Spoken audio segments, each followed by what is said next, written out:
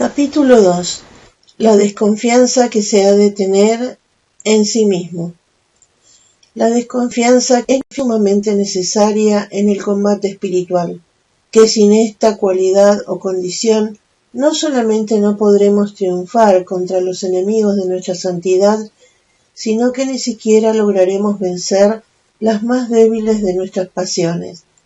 Siempre se cumplirá lo que dijo la profetisa Ana en la Biblia. No triunfa el ser humano por su propia fuerza. Y lo que anunció el profeta: mi pueblo dijo, soy fuerte, puedo resistir solo el enemigo, y fue entregado en poder de sus opresores. Es necesario grabar profundamente en nuestra mente esta verdad, porque sucede, desafortunadamente, que aunque en verdad no somos sino una miseria, sin embargo tenemos una falsa estimación de nosotros mismos, creyendo, sin ningún fundamento, que somos algo, que podemos algo, que vamos a ser capaces de vencer por nuestra cuenta y con nuestras propias fuerzas.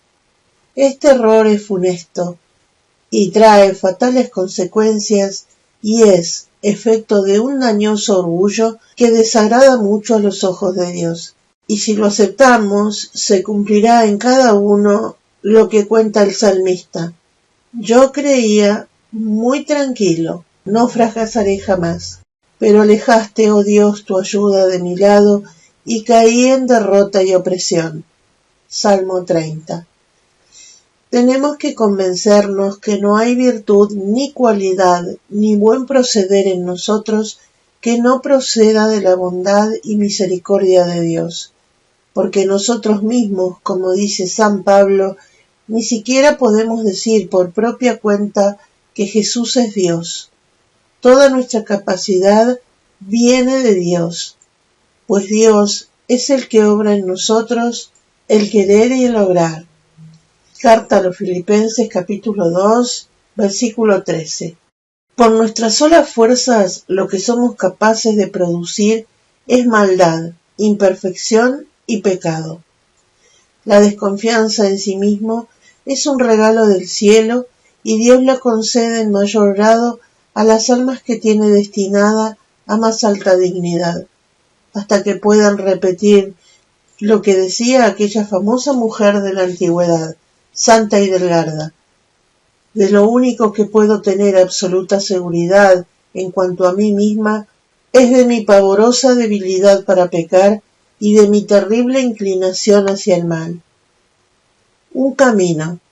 Dios lleva al alma hacia la desconfianza en sí misma, permitiendo que le lleguen tentaciones casi insuperables, caídas humillantes, reacciones inesperadas, que aparezcan en su naturaleza unas inclinaciones inconfesables y dejándolas por cierto tiempo en una tan oscura noche del alma que hasta para decir un Padre Nuestro se siente fatiga y desgano, de manera que se llegue a adquirir la convicción de la total impotencia e incapacidad para caminar hacia la perfección y la santidad, si el poder de Dios no viene a ayudar. Los remedios. El principal remedio de los 4 que vamos a aconsejar es pensar y meditar hasta convencerse de que por las propias y solas fuerzas naturales no somos capaces de dedicarnos a obrar bien y a evitar el mal, ni de comportarnos de tal manera que merezcamos entrar en el reino de los cielos. En nuestra memoria deben estar siempre aquellas palabras de Jesús: sin mí nada podéis hacer. El segundo remedio es pedir con fervor y humildad muy frecuentemente a Dios la gracia de confiar en Él y desconfiar de nosotros mismos, porque esto es un regalo del cielo, y para conseguirlo es necesario ante todo reconocer que no poseemos la desconfianza necesaria, luego convencernos de que la desconfianza en nosotros mismos no la vamos a conseguir por nuestra propia cuenta, sino que es necesario postrarse humildemente en la presencia del Señor y suplicarle por infinita bondad que se digne a concedérnosla.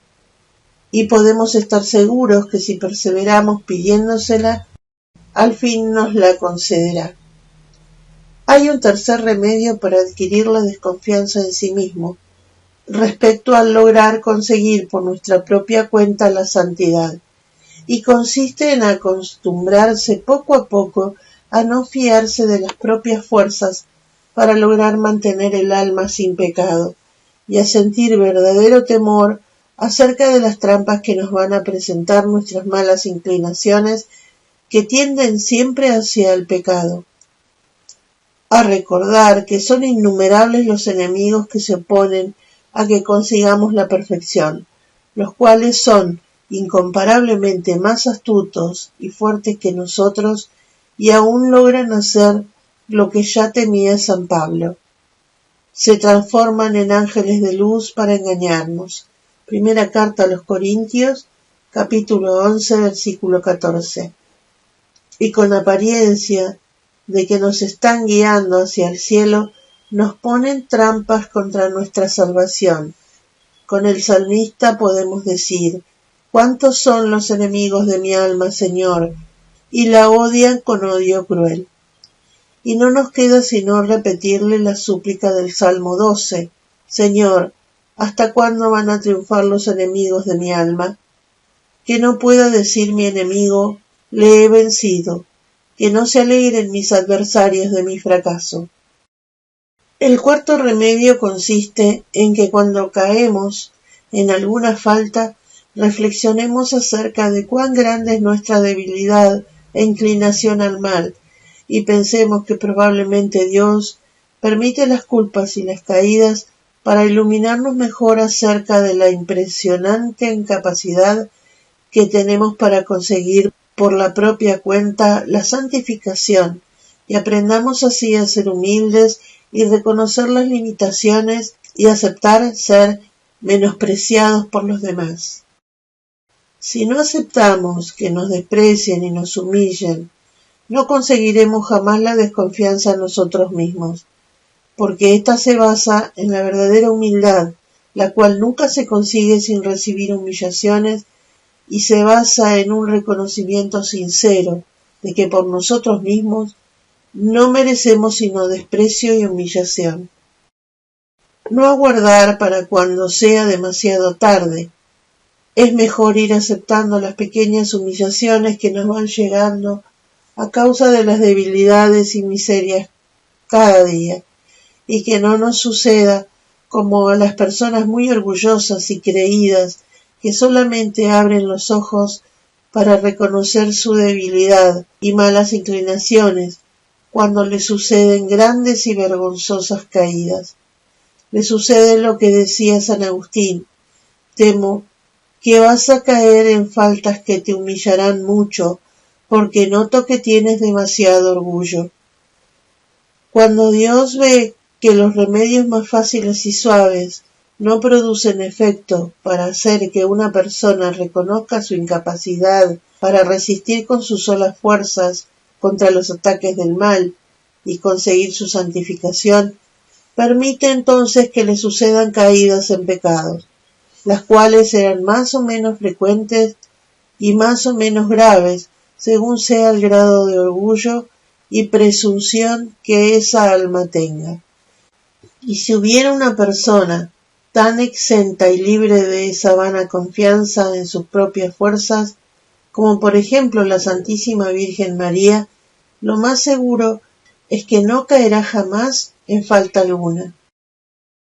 Buena consecuencia. De todo esto debes sacar la siguiente conclusión: que cada vez que caigas en alguna falta, reconozcas humildemente que por tu propia cuenta, sin la ayuda de Dios, no eres capaz siquiera de fabricar un buen pensamiento o de resistir una sola tentación, y le pidas al Señor que te conceda la luz y la iluminación para convencerte de tu propia nada y de la necesidad absoluta e indispensable que tienes de la ayuda divina, y te propongas no presumir ni pensar vanamente que por tu propia cuenta vas a conseguir la santidad o la virtud, porque si te crees lo que no eres y te imaginas que podrás lo que no puedes, seguramente seguirás cayendo en las mismas faltas de antes, y quizá hasta las cometas aún peores.